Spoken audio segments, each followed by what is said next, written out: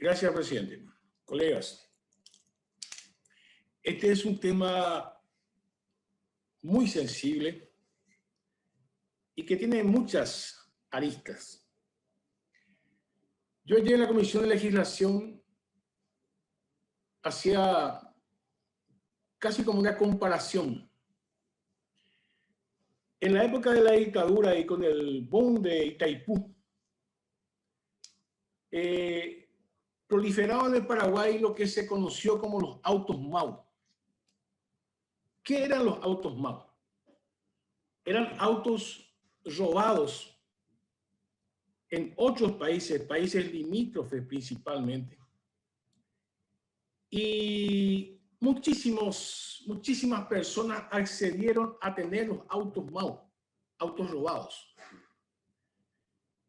Como eso proliferó, ¿qué hizo la dictadura de Stroessner? Entre comillas, legalizó los autos MAU. O sea, aquel que tenía auto MAU, el auto robado, auto MAU, podía hacer unas gestiones en alguna institución, que ya no me acuerdo cuál de las instituciones eran. Entonces, entre comillas, se legalizaba su vehículo. Legalizando el vehículo, él podía circular, él o ella podían circular tranquilamente por el territorio paraguayo. Si tenía que mostrar documentos, mostraba esa, repito, entre comillas, legalización del auto robado. Estamos hablando de miles. Por supuesto, quienes tenían el auto robado legalizado no podían salir del Paraguay. O sea, esa documentación que le otorgó el Estado a través de la dictadura de Stroessner solamente servía en territorio paraguayo. Digo esto porque si ustedes se fijan en el artículo 88 de este proyecto de modificaciones, lo que está planteando es realmente la legalización de las tierras que están en poder de gente que no son sujetas de la reforma agraria. Y por eso dice por única vez que podrían legalizar esas tierras. Les recuerdo que son tierras públicas que se compraron con el dinero de los contribuyentes. Ahora ellos, de acuerdo a este proyecto de ley, podrían acceder por única vez a legalizar la situación irregular que Campaña de Lomitaje hizo de derechera. Pues como son tierras del Estado, por alguna razón, el beneficiado, sujeto de la reforma agraria, el beneficiado dejó esas tierras o vendió las derecheras, por alguna razón. Ese no es el punto ahora. Y muchos de los que compraron las derecheras, ellos son los que en primer lugar van a legalizar estas tierras. Accediendo, pagando el 80% a precio de mercado. Por eso hacía la relación con los autos MAU. Esta es una decisión, en primer lugar, desatinada. Y ahora sí voy a tratar de explicar por qué es una decisión que una Cámara de un Congreso de un país que trata de construirse sobre el Estado de Derecho, de un país que se precia de que su constitución habla de la justicia social, no puede ni siquiera tratarle esta forma un proyecto de esta naturaleza. El Estatuto Agrario del año 2000 se aprobó en base a una amplia participación de la gente y de sectores de la sociedad civil.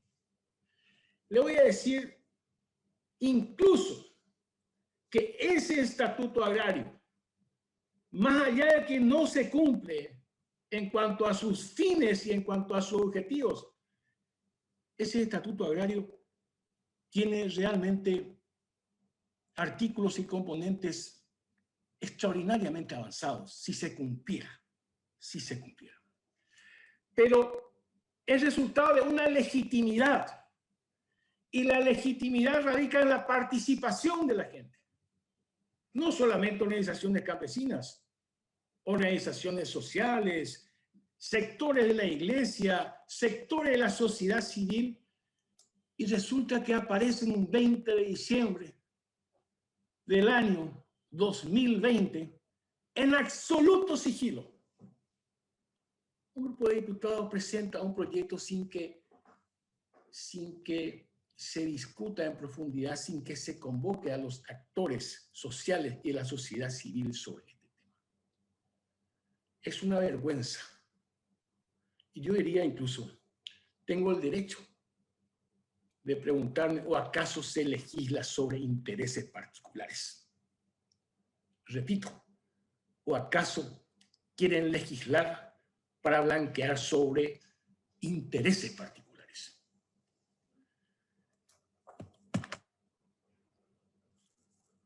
El segundo elemento, evidentemente, tiene un componente político y que descansa en lo que históricamente fue la complicidad de la acción gubernamental para tener la desigualdad que existe hoy en el Paraguay en la tenencia de la tierra. Es uno de los países, o es seguramente en el primero o segundo lugar, más desiguales en la tenencia de la tierra. Y decía que era con la complicidad gubernamental, porque eso fue históricamente así. ¿Qué hizo el estronismo? Repartió tierra a algunos campesinos. Repartió tierra a sus amigos, las tierras malavidas. Y muchas de esas tierras también se legalizaron, como también se quiere legalizar esto. Les quiero recordar que un expresidente del INDER, Cárdenas, que ustedes saben que está con proceso ahora, oficialmente dijo: hay 1 millón de hectáreas de tierras públicas que están en manos de no sujetos de la reforma agraria. Por supuesto que se pagó con dinero de los contribuyentes, que se pagó con dinero del Estado. El Estado lo que debería hacer es realmente expulsarle a esa gente que está irregularmente ahí y reponer realmente a los verdaderos sujetos de la reforma agraria. Ese es el papel del Estado. De ahí su componente político. Pero como tiene una larga tradición de corrupción, como tiene una larga tradición de complicidad, esa complicidad continúa y esa corrupción continúa. Y también tiene un componente social y económico. Hay un problema real, que es el avance de la frontera del cultivo, por ejemplo, de la agricultura empresarial ante la agricultura campesina. Y acá aprovecho una cosa. Cuando hablamos de la agricultura campesina, y no hay que decir más eso, nadie reivindica el machete y el asado, el asado. Ese no es el argumento.